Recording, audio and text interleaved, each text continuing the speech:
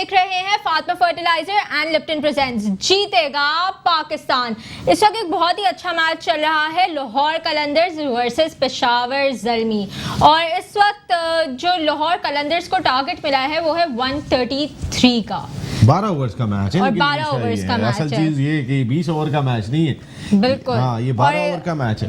और हमें यहाँ पे बिल्कुल बता देना चाहिए कि दिलबर हुसैन ने 4 विकेट्स लिए हैं, तो एक बहुत ही अच्छी उनकी भी परफॉर्मेंस हमारे सामने आई है। बिल्कुल। और फिर जो मेट्रो वन की ट्रांसमिशन तो आप देख ही रहे होंगे, जीतेगा पाकिस्तान, जिसको कई सारे लोगों ने स्पॉन्सर्स किए है।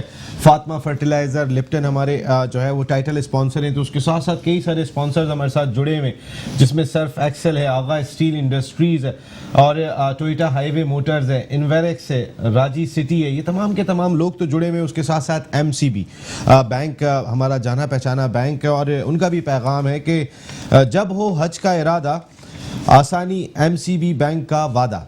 हुकूमत पाकिस्तान की हज स्कीम 2020 के तहत हज दरखास्तें बजरिया MCB बैंक 25 फरवरी से 6 मार्च 2020 तक जमा कराई जा सकती हैं। बगैर किसी परेशानी के हज की दरखास्तें MCB बैंक के तरबियती याफ्ता अमले के ज़ेर निगरानी जमा करवाएं। हज ग्रुप बनाने की सहूलत, इसके साथ साथ मतलूबा दस्तावेज़ात, मुस्तनद शनाख्ती कार्ड, 1 अदद पासपोर्ट साइज़ तस्वीर, पासपोर्ट तारीख़ तफसीस 1 फरवरी 2021। इसके बाद अपनी करीबी MCB बैंक ब्रांच तशरीफ़ लाएं और हज दरख्वास्त जमा करें। तो फिर ये MCB का पैगाम था। जो हमारे एक और भी स्पॉन्सर है वो भी हमने आपके सामने रखा। बात होती है, इस वक्त हम थोड़ी बात करते हैं महबूब साहब से। जनाब जी, थोड़ा सा बताएं। इनकी बात अधूरी रह गई थी। जी, इनकी बात अधूरी रह गई थी। हम स्पिनर्स पे बात कर रहे थे। स्पिनर्स पे हम बात कर रहे थे। मैं डेलपोर्ट के ऊपर मैं बात कर रहा था। तो लास्ट मैच में डेलपोर्ट को बीच में लेके आए थे, उन्होंने ब्रेक थ्रू दिया था और वो बहुत ही एक क्रूशियल मोमेंट था। इस मरतबा भी उन्होंने बिल्कुल उसी तरीके से इमाद वसीम ने उनको इम्प्लीमेंट किया। उन्होंने विकेट तो ले ली थी, पर अनफॉर्चुनेटली कैच ड्रॉप हो गया था। पर उसके बाद उनको दोबारा रेगुलर बॉलर से बॉलिंग ना करवाना और उनसे ओवर करवा देना, ये भी एक नेगेटिव पॉइंट है। उमर खान से अब लेफ्ट बॉलर है, अगर लेफ्ट हैंड बैट्समैन है, लाजमी नहीं है कि हम उससे आप बॉलिंग करवा लें।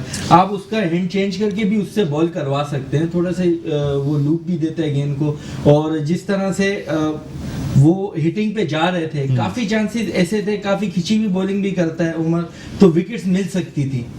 बिल्कुल विकेट मिल सकती थी, लेकिन इस वक्त तो क्रिस लिन शानदार छक्का लगाया है लाहौर कलंदर्स की जानिब से। क्या पता आज लाहौर कलंदर ले जाएं पॉइंट। मैं तो कल भी कह रहा था ये बात। चले थोड़ी सी पहले वाले मैच की बात करते हैं। Rafi, what do you have to say about Imran Tahir and Shahid Afridi's pair? Because आज जो उनकी बॉलिंग सामने आई थिंक इससे पहले तो इतना अच्छे पेयर की कोई सामने नहीं आई। देखें, बात ये कि आज जो पहले तो मैं कल नसीम भाई को हमारी शो के एंड में मैंने कहा था मुल्तान अपने ग्राउंड पे कोई मैच नहीं हारेगा, बिल्कुल, और होते वैसे ही जा रहे, दोनों मैच जीत चुका है। कल हारेगा, let's see, I hope not. लिखो अभी ये। अच्छा, देखिए बात ये कि सबसे जो गेम का टर्निंग पॉइंट साहब ने कुछ बाबा ने बोला है मेरे हिसाब से। कल मैंने दोनों मैच की प्रेडिक्शन की थी। मैंने कहा 85 होगा, ये 86 पे। अभी मैं आ रहा हूँ बाबा की प्रेडिक्शन लेने, तो आ रहा हूँ, मैं आ रहा हूँ अभी आपके पास। जी हाँ जी, देखें बात ये कि मुल्तान ने भी स्टार्ट अच्छा लिया था बैटिंग के अंदर, और ऐसा ही इस्लामाबाद ने भी किया, सॉरी कराची ने भी किया। कराची को भी शुरू पावर प्ले के अंदर रन्स करते जा रहे थे। गेम चेंज वहाँ हुआ है जहाँ स्पिनर्स की क्वालिटी और स्पिनर्स का कंपैरिजन आप करना शुरू करें। तो जब इमरान ताहिर और आफरीदी ने बॉल किया, अगेन एक्सपीरियंस था, फिर जिस तरह वेरिएशन से बॉल वो करते हैं, गूगली भी है, फ्लिपर भी है, इन दी एयर स्लो भी करते हैं, मतलब वेरिएशन से बॉल कर रहे थे। वहां पे गेम एकदम से चेंज हो गया। आई थिंक वही टर्निंग पॉइंट था, वो जो 2 ओवर शाहिद अफरीदी के और 3 ओवर जो इमरान ताहिर के थे। 5 आउट किए उन्होंने इस दौरान, बिकॉज पावर प्ले में दोनों इक्वल चल रहे थे, कराची की बैटिंग ले या मुल्तान की बैटिंग ले।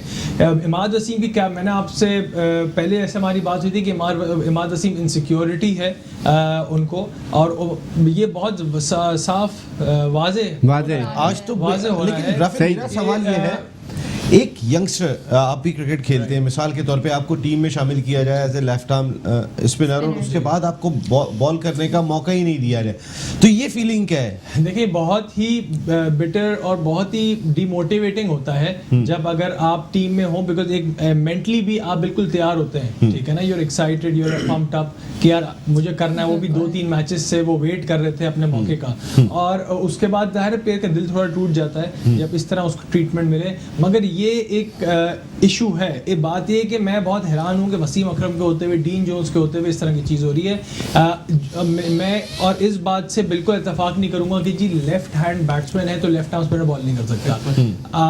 क्वालिटी लेफ्ट आर्म स्पिनर के पास गेम प्लान होता है, अगर लेफ्टी बैटिंग कर रहा है तो लेफ्ट आर्म स्पिनर उसको कट पे खिलाए, और दूसरी बात ये है कि बाहर आर्म बॉल करेगा, बीच में वेरिएशन में अपना ब्रेक करना चाहेगा। बात ही अगर वो मिडिल लेग पे left arm spinner left hand batsman को क्यों बॉल करेगा? अगर क्वालिटी स्पिनर उसको पता है कि वो ऑफ के बाहर के चैनल पे गेन करेगा, वहां से वो फंसा सकता है। इमाद वसीम के पास ब्रेक नहीं, उनके पास एक ही बॉल है, सीधा सीधा तेज तेज गेंद करते हैं। इमाद वसीम को अपने ऊपर कॉन्फिडेंस नहीं था, ठीक है, कि उन्होंने एक ओवर किया। आप इफ्तिखार से जो कि कहीं भी रेगुलर बॉलिंग नहीं करते, ऐसा लग रहा था गिफ्ट दे रहे हैं, ठीक है ना, रन्स नहीं गिफ्ट के तौर पर एक ओवर आप पार्ट टाइमर ट्राई कर सकते हैं कि विकेट दे दे, आपको ब्रेक थ्रू दे दे। तो गिफ्ट से बात समझ में नहीं आई, तो फिर जो इकबाल मोहम्मद अली खान साहब, देखो मैं एक बात बताऊं, ये जो बात इन्होंने की ना, मतलब ये कि उसको रात से प्रिपेयर किया होगा कि कल का मैच तुम खेलो, उसको कॉन्फिडेंस दिया होगा, उसको खेलोगे और बॉलिंग करोगे तुम।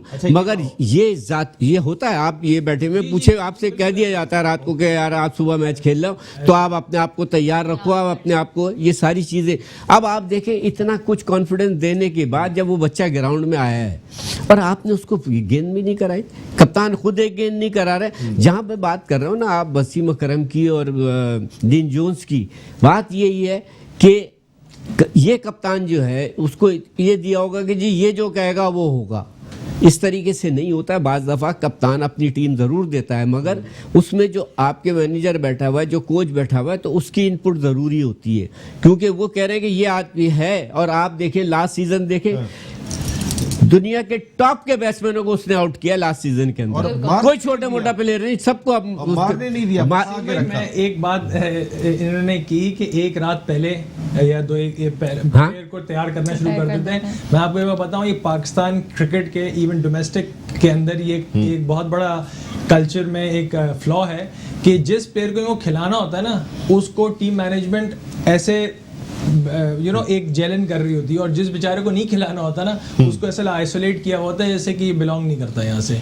ये एक बहुत बड़ा है। इस चीज़ से मैं खुद पर्सनली भी गुजर चुका हूँ। मैंने बहुत प्लेयर्स को देखा है कि मैनेजमेंट का जो रवैया होता है उन प्लेयर्स के साथ, जो प्लेइंग 11 में अगले दिन होते हैं, वो बिल्कुल मुख्तलिफ होता है, ठीक है ना, और दूसरे जो बेचारे नहीं होते उनके साथ अलग होता है। माजिद भाई, आप जो अपनी टीम बनाते हो उसमें भी आप बहुत सारे लोगों के साथ ऐसा करते हो? नहीं, हमारी टीम में तो 11 लड़के पूरे। महबूब भाई जैसा मेरिट प्लेयर आपने बाहर बिठाया, 11 लड़के हमारे 11 लड़के टीम में पूरे हो जाए पहले, वो बड़ी बात होती है।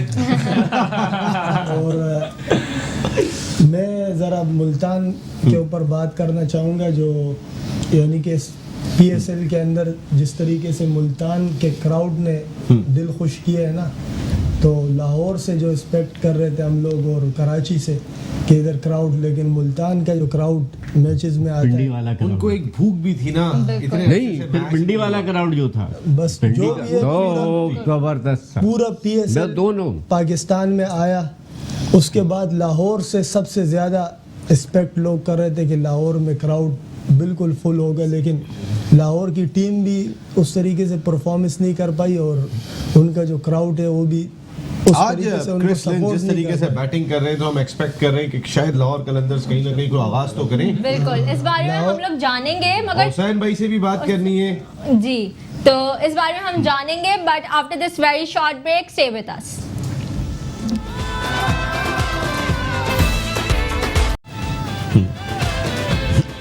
Welcome back. आप देख रहे हैं जीतेगा Pakistan, presented by Fatima fertilizers and Lipton. इस वक्त एक बहुत ही अच्छा मुकाबला चल रहा है, लाहौर कलंदर्स वर्सेस पेशावर ज़ल्मी।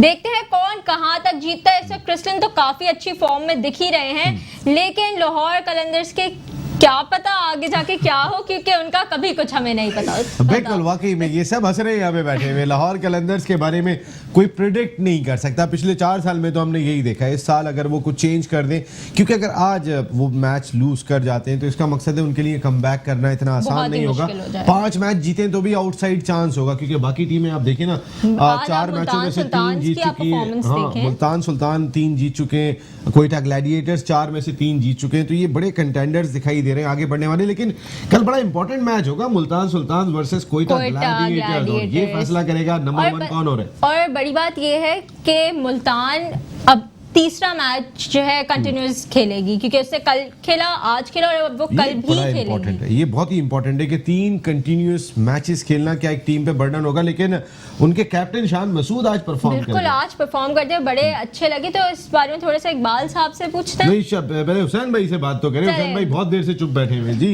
जी हुसैन साहब, थोड़ा सा बताएं कि कैसा उन्होंने परफॉर्म किया है आज शान मसूद ने। मसूद ने इंटरनेशनल का जो एक्सपीरियंस था वो शो किया इन्होंने आज। और लाहौर के मुतालिक मैं कहूँगा, क्या गाना जब ना तक गा ये- के आ रहे हैं आप कहीं? जब तक ये थोड़ी सी जीत कर आवाज़ ऐसी हो रही है। बल्ला नहीं लहराएंगे, जब तक हम लाहौर पे यकीन नहीं करेंगे कि ये जीत के बल्ला लहराएंगे, फिर हम लोग मानेंगे कि ये मैच जीत गए। लाहौर के बारे में बिल्कुल लग रहा है कि हमें स्पॉन्सर्स में स्ट्रैप्सिल्स को भी शामिल करना पड़ेगा, जिस तरीके की सूरत हाल लग रही है। लेकिन हुसैन भाई, आप ये जो शान मसूद ने एज ए लीडर परफॉर्म किया, उस टीम में जो है वो शाहिद खान अफरीदी भी दिखाई दे रहे हैं, कई सारे बड़े नाम दिखाई दे रहे हैं। उस लिहाज से एक यंगस्टर का एज ए लीडर परफॉर्म करना कितना एतमाद। आज 61 on 42 balls with 7-4 and 1-6 with the strike rate of 145.23, तो जबरदस्त कारकर्दगी। बहुत जबरदस्त, जैसे मेहबूब भाई ने बताया कि पहले इनका आउट कर दिया भाई। कम था, लेकिन फिर बाद में इन्होंने अपने आप को प्रूव किया। अभी आता हूँ, ये अभी प्रूफ किसने किया है? क्योंकि इकबाल भाई की आवाज आई है कि आउट कर दिया। वहां पे आज विकेट हासिल कर लिया। आउट कौन हुआ? आउट कॉन्फ्रेंस फखर जमान यहाँ पे आउट हो गए हैं और वहाब रियाज की शानदार बॉलिंग जारी है। जी, आप बात करें। क्रिस लाइन को चाहिए कि आप बहुत संभल कर खेलें और एंड तक जाएं ताकि ये मैच लाहौर जीत जाए। आप चाहते हैं लाहौर जीते? बिल्कुल जीतना वजह चाहिए क्या है? लाहौर को। ये बेचारे नॉर्मल कभी तो कैटेगरी है, जीत बता देख लें पहले। फोन पे बातें कर रहे थे, कहीं ऐसा तो नहीं? नहीं ऐसा कुछ नहीं। इधर थोड़े से And no it's a ball, no ball. Not a no ball. I don't think no ball. Fakhar Zaman के लिए नो बॉल्स बहुत अच्छी साबित होती है, जिसपे वो आउट हो जाते हैं। इंडिया वर्सेस पाकिस्तान वाला मैच आपको यार याद होगा। वाकई फिर और सेंचुरी स्कोर की थी। अब ये फखर जमान आराम से मैच फिनिश करेंगे। आई थिंक करेंगे। ये जो लक है फखर बिल्कुल, जमान, ये लक बहुत बड़ा है। बहुत बड़ा। इस वक्त इस तरीके का लक अगर फेवर कर जाए हुसैन भाई, तो फिर बहुत जबरदस्त। और अब इनको चाहिए कि वो बिल्कुल आराम से, मैंने पहले तीसरा ओवर चल रहा है और 30+ स्कोर हो चुका है, तो इनको जीतना चाहिए। इनको जीतना चाहिए। आई थिंक फखर जमान जैसे बैट्समैन और एक चांस मिला, आई don't think he is gonna let it go.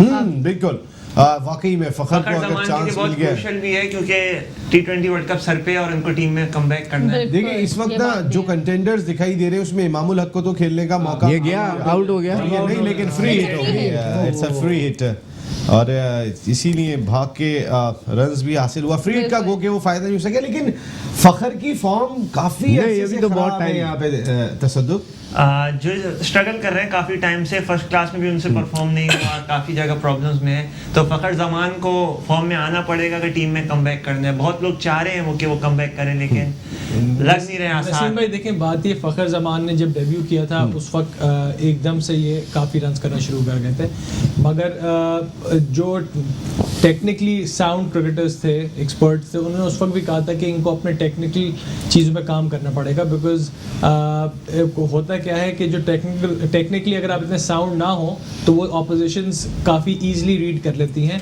और फिर आपको उस तरह बॉल करते हैं। ठीक है, तो इनका बैट जो है वो जिस सेकंड थर्ड स्लिप के पास से आता है एंगल पे, और ये बीइंग एन ओपनर उस चीज़ को इनको करेक्ट करना पड़ेगा। फिर शॉर्ट बॉल पे शॉर्ट बॉल तो ये इसका तो वो है, यहाँ पड़ी और गए। अभी भी देखें फंस शॉर्ट जाते बॉल हैं। हुआ तो उस पे बॉल 100% अभी देखना। तो मकसद ये कि बीइंग एन ओपनर आपको पुल पे बहुत अच्छा होना लाजमी है, और सेकेंडली आपके जो बैट है वो फर्स्ट स्लिप की तरफ से आए बजाय इसके कि थर्ड स्लिप से आए।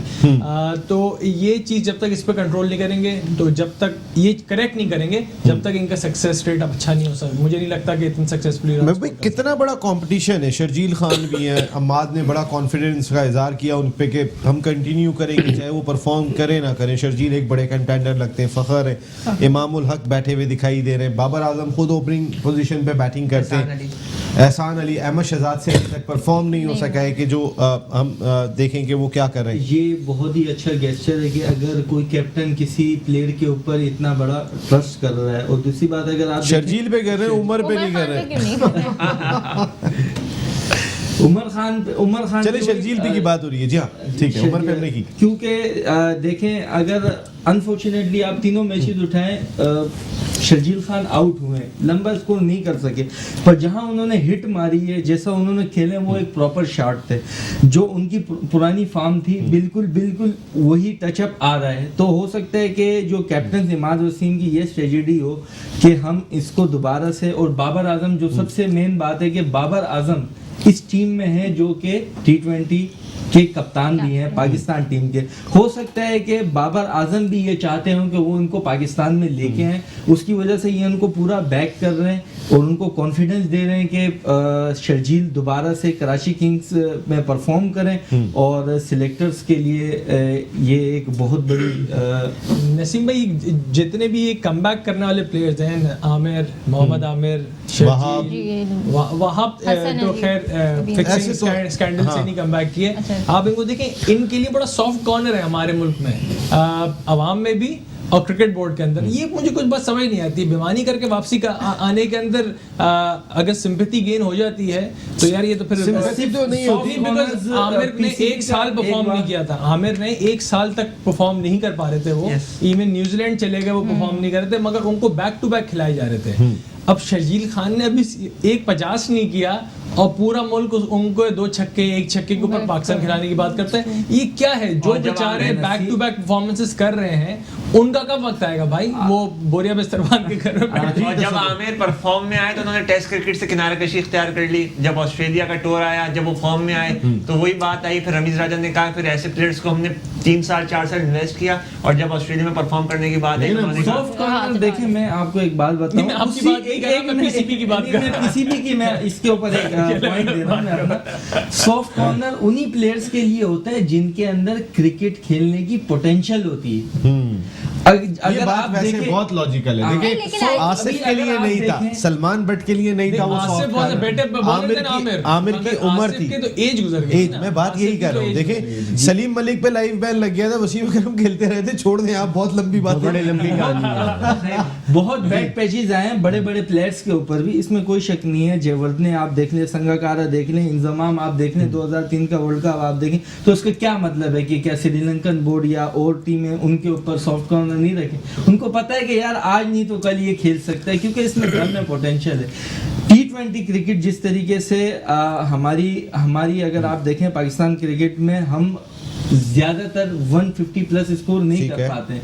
हमारे पास ऐसे प्लेयर्स होने चाहिए जो 200 स्ट्राइक रेट्स के ऊपर बैटिंग कर सकें, और शर्जील खान वो प्लेयर है, और जो फखर जमान वो प्लेयर ऐसा है जो कि 200 प्लस। एक और प्लेयर नहीं थे, ऐसा नहीं हो सकता था कि हमारा कोई यंग टैलेंट उसमें से वो टैलेंट ढूंढते और किसी को लाते, क्योंकि जब तक हम एग्जांपल सेट नहीं करेंगे इस चीजों के खिलाफ, तब तक तो ये चीजें होती नहीं। निशा, आपकी बात अपनी जगह ठीक है, पर ये जो PSL इतना बड़ा प्लेटफॉर्म है, ये हो रही इसीलिए कि इससे यंग टैलेंट ऊपर आ रहा है। एक और यंग टैलेंट आ रहा है, यंग टैलेंट देखें, अगर आप देखें हैदर अली की बैटिंग देखें, उन्होंने अभी परफॉर्म किए हैं ना, सबकी नजरों में आ गए। अब अभी वो कंपटीटर हैं प्लेयर्स के सबके। क्रिस लाइन आउट हो गए, चले इस बार क्रिस लेन आउट हो गई, ये तो बता दें हम यहाँ पर। क्रिस लेन की विकेट गिर गई है, डीप कवर पे कैच हो गया, यहाँ कामयाबी हासिल हुई पेशावर ज़ल्मी को। लेकिन अगर यंग टैलेंट की बात हो रही है तो एक अमेरिका में हमारे साथ मौजूद है, बिल्कुल साजिद खान हमारे साथ इस वक्त लाइन पे है।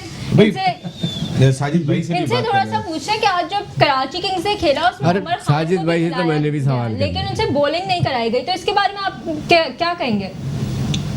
देखिए, बहुत जाती है और ये पाकिस्तान की बदकिस्मती है। ये भाई साहब ने क्या किया यार, इसको खिलाया क्यों? वो कह रहे हैं भाईजान ने क्या किया, ये इसको खिलाया क्यों? बहुत इम्पोर्टेंट सवाल किया है। और जिस तरह रात में अगर मामू की बात की है, फैसल इकबाल किस तरह आ जाते हैं, किस तरह ऑफिशियल बन जाते हैं, तमाम पार्ट ऑफ खेल कैसा था, प्राइवेट लीग में किस्सा होता है। बड़ी इम्पोर्टेंट बात है इकबाल साहब ने। देखें, पाकिस्तान सुपर लीग 5वें एडिशन का जो मुल्तान सुल्तान में मैच हुआ है, और जिस तरह कल हमने डंके की चोट पे कहा था मुल्तान सुल्तान जीतेगी, तो ऐसे नहीं जीतेगी। उनके कप्तान ग्रेट शाहिद आफरीदी जो पाकिस्तान के लिए 20 साल खेले हैं, world class cricketer, world class इंसान है, शान मासूम को मोटिवेट किया, उठाया, मुश्ताक ने उठाया। ये टीम एफर्ट होता है। टीम जब जैल हो जाती है और तमाम चीजें आपने देखा होगा फील्डिंग। एंडी फ्लावर का कितना बड़ा रोल है। Andy Flower as a coach सारी दुनिया में खुद को मनवा चुके, और एंडी फ्लावर ने आने के बाद मुल्तान सुल्तान में क्या किया, क्योंकि अजहर महमूद पहले भी टीमों के साथ थे, मुश्ताक पहले भी टीमों के साथ थे, लेकिन रोल ऑफ एंडी फ्लावर। देखिए नसीम भाई बहुत इंपॉर्टेंट सवाल किया। ये ग्रेट बड़े होस्ट की इंसानी है। एंडी फ्लावर ये और मुश्ताक दोनों काफी अरसे से साथ है, और उनकी जो कंबाइंड जो जोड़ी है और यकीनी तौर पर ये बहुत अच्छी होती है। और जिस तरह उन्होंने टीम को जेल किया, और जिस तरह जॉन्टी रोड ने आके मुल्तान सुल्तान को फील्डिंग प्रैक्टिस कराई, बड़ा अहम क्रिकेट जाता है, जीतने के लिए बड़ी तैयारी की जाती है। और एंडी फ्लावर का आपने जिक्र किया, और पाकिस्तान के साबिक bowling coach Azhar Mahmood distinguished fielding coach बने हुए, और पाकिस्तान के मौजूदा बॉलिंग कोच जिनको पाकिस्तान सुपर लीग की किसी franchise bowling coach fielding coach बन गए, वो पाकिस्तान क्रिकेट टीम में कहीं भी अपनी बॉलिंग की है, किसी भी तरह ग्राउंड में फील्ड में काम करना चाहिए था, मगर कमेंट्री में अपनी ठरक पूरी कर रहे हैं। मगर बात ये नहीं होती, जब पाकिस्तान क्रिकेट बोर्ड के साथ लगे हैं, अल्लाह ताला ने आपको जिम्मेदारी दी है, तो आपको फील्ड में आना पड़ेगा। मगर बदकिस्मती से पाकिस्तान सुपर लीग में जो पाकिस्तान की मौजूदा सिलेक्शन कमेटी है, लेकिन मुझे ये बताएं, ये मुझे साजिद साहब मेरी ये सिस्टम समझ में नहीं आ रहा। बाबर आजम T20 के कप्तान है, वो एज ए मेंबर खेल रहे हैं। वकार यूनुस पाकिस्तान के बॉलिंग कोच हैं, जो उससे पहले उनको जिम्मेदारियां मिलती रही। पाकिस्तान टीम का बॉलिंग कोच बनने के बाद कोई फ्रेंचाइज उनको रखने को तैयार दिखाई नहीं दे रही है। कहने का मकसद है कि वो लोग जो हमारी नेशनल टीम में, भाई देखिए रिजवान को खेलने का मौका ही नहीं मिल रहा, जो नेशनल टीम के वो हमारे मेन विकेट कीपर है टीम के, उनको कोई फ्रेंचाइज नहीं खिला रही है, यानी इवन फ्रेंचाइज में उन्हें मौका नहीं मिल रहा। तो साजिद साहब, हमारी जो नेशनल थिंकिंग है टीम के लिए वो डिफरेंट है, बाकी डिफरेंट है। बिल्कुल बहुत इंपॉर्टेंट सवाल है। यही चीज को हम डिस्कस कर रहे हैं, और यही डिस्कस करने के लिए पाकिस्तान मौजूदा जो सिलेक्शन कमेटी है उनको कहना चाहिए था, जिनको हमने पाकिस्तान के लिए सिलेक्ट करना है, वर्ल्ड कप के लिए सिलेक्ट करना है, उनको तो आप खिलाएं। मगर पाकिस्तान सुपर लीग में एक दफा फिर पाकिस्तान के जो मौजूदा सिलेक्टर ग्राउंड में चले जाते हैं, ग्राउंड में मौजूद होते हैं, मगर पिक नहीं कर रहे होते, मगर अपने TATA के साथ साथ अपने सुनहरे दिनों को एंजॉय कर रहे हैं। मगर वकार यूनुस जो मुल्तान में सारी जिंदगी क्रिकेट खेली, मुल्तान सुल्तान में आ सकते थे, मगर कहीं भी देखे पिछले साल तो थे वो मुल्तान सुल्तान के साथ, पिछले साल थे। इसका मकसद है कि वहां पे परफॉर्म नहीं कर सके वो। उनकी कारकर्दगी नसीम भाई कहने के उनकी कारकर्दगी उस मेयार की नहीं थी, तो फ्रेंचाइज क्यों कैरी करेगा, इतने पैसे क्यों देगा। तो ये सिफारशी लोग जो 5वीं दफा पाकिस्तान क्रिकेट बोर्ड में आए, तो क्रिकेट का मैरिज का एक और विकेट गिर गई है। साजिद भाई विकेट गिर गई, विकेट यहाँ पे एक और विकेट गिर गई है, और लाहौर कलंदर्स वर्सेस पेशावर ज़ल्मी का एक बहुत ही अच्छा सा मैच देखा जा रहा है। इसका रिजल्ट हम बताएंगे आपको ब्रेक के बाद। Don't go anywhere, we'll be right back.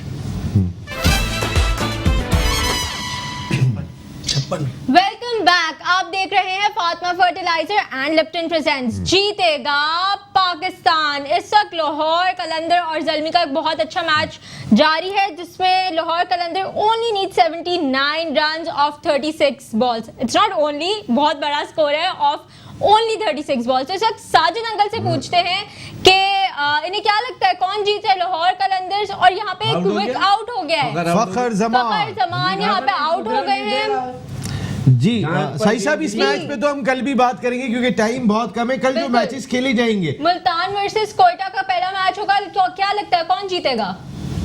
देखिए बहुत इंपॉर्टेंट है, बहुत डू एंड है, दोनों टीमें बहुत बेहतर है, और मुल्तान सुल्तान और कोयटा का मैच डू एंड डाई होगा। मुल्तान सुल्तान को एज हासिल है अपने होम ग्राउंड का। जीतेगा तो कौन? अगर अब्दुल्ला को उन्होंने कैरी नहीं किया, कोयटा ने सरफराज के बेटे को, और उनका लक साथ है अब्दुल्ला से, तो यकीनी तौर पर अब्दुल्ला टिकट नहीं हो ग्राउंड में तो कोयटा मैच हार जाएगी और मुल्तान मैच जीत जाएगी।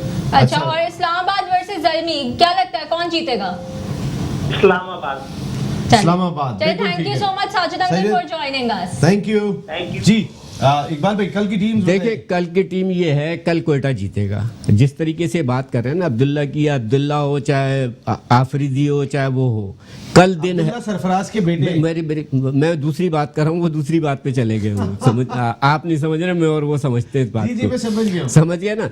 दूसरा ये है चाहे इमरान ताहिर हो चाहे अफरीदी हो, कल का दिन जो है शेन वॉटसन का दिन है, ये याद रख लें आप। और कल जो एज स्पिनर्स को इनके हासिल है ना, बराबर हो जाएगी सब। और कोयटा के अंदर हर जो आने वाला प्लेयर है जो वो है वो स्पिनर्स को बड़ा अच्छा खेलता है। आपकी कोयटा हो गई, दूसरा मैच इस्लामाबाद जल्मी। इस्लामाबाद जल्मी तो मेरे हिसाब से जल्मी। ठीक है। माजिद भाई बस कोयटा और फास्ट और स्पिन का मुकाबला होगा कल, क्योंकि स्पिन मुल्तान की है और फास्ट बॉलिंग माशाल्लाह से कोयटा ग्लेडिएटर की है। वाइट विकेट हुई तो स्पिनर को उस पे एज हासिल होगा, और अगर ग्रीन टॉप पर खेले जैसे आज जो साइड वाली विकेट थोड़ी सी ग्रीन थी, हो सकता है कल का मैच उस पे हुआ तो फिर तो कोयटा। ये नहीं बताएं आप मुझे, ये बताएं कल आपकी टीम कौन सी है? हम कोयटा तो हमारी टीम है, रोज टीमें जीत रही हैं। कोयटा तो इसमें शक नहीं है हमारी टीम है, लेकिन क्रिकेट के ऊपर बात कर रहे थे तो कोयटा मुल्तान सुल्तान कल कोयटा है, कोयटा और इस्लामाबाद दूसरे में जल्मी है। जल्मी है। जी हुसैन साहब। हुसैन भाई कोयटा और इस्लामाबाद। कोयटा और इस्लामाबाद, बिल्कुल ठीक है। मुल्तान सुल्तान और इस्लामाबाद यूनाइटेड। मुल्तान सुल्तान और इस्लामाबाद यूनाइटेड। जी इनसे तो पूछ रहे थे महबूब साहब। महबूब भाई मुल्तान और जल्मी। मुल्तान और जल्मी। जी देखें एज यूजुअल एक्सपीरियंस स्पिनर्स का ही असल डिफरेंस होगा दोनों टीम्स के अंदर। फास्ट बॉलर्स दोनों के पास है, बैट्समैन सबके पास है, मगर जो लैक कर रहा है इस कोयटा में वो मिडिल ऑर्डर वीक थोड़ा, और क्या कहते हैं स्पिनिंग डिपार्टमेंट। तो मेरे लिए मुल्तान सुल्तान जो है पहले मैच में, और दूसरे में इस्लामाबाद या जल्मी। टफ कंपटीशन होगा, मगर आई होप इस्लामाबाद जीते। हो जाए वैसे बारिश ना हो। हाँ, ये भी बहुत इंपॉर्टेंट है इस्लामाबाद। आप तो कोयटा के साथ है मुझे पता है, लेकिन दूसरे मैच में दूसरे मैच दूसरी टीम है इस्लामाबाद। दूसरी में साहब आप बताएं। तो चले फिर मैं मुल्तान और जल्मी ले लेती हूँ। ओके, ये तो लड़ाई होनी चाहिए ना, ये तो बहुत जरूरी दिखाई देती है। हम इनसे लड़ रहे हैं तो हम भी तो लड़े। हाँ, हम भी तो बिल्कुल। तो फिर आज जी बिल्कुल। Thank you so much for joining us today, thank you so much for honouring us with your presence. इसी के साथ I will and my show. I hope आप लोग को पसंद आया होगा। इस मैच का रिजल्ट आप लोग को थोड़ी देर में आप लोग के सामने आ जाएगा। मेरा भी है थोड़ा सा नहीं, चलिए I will and my show over show. चले we will end our show. We Okay. will end our show on this note and we will join you tomorrow. Take care. Allah Hafiz. आपका show, अल्लाह हाफिज।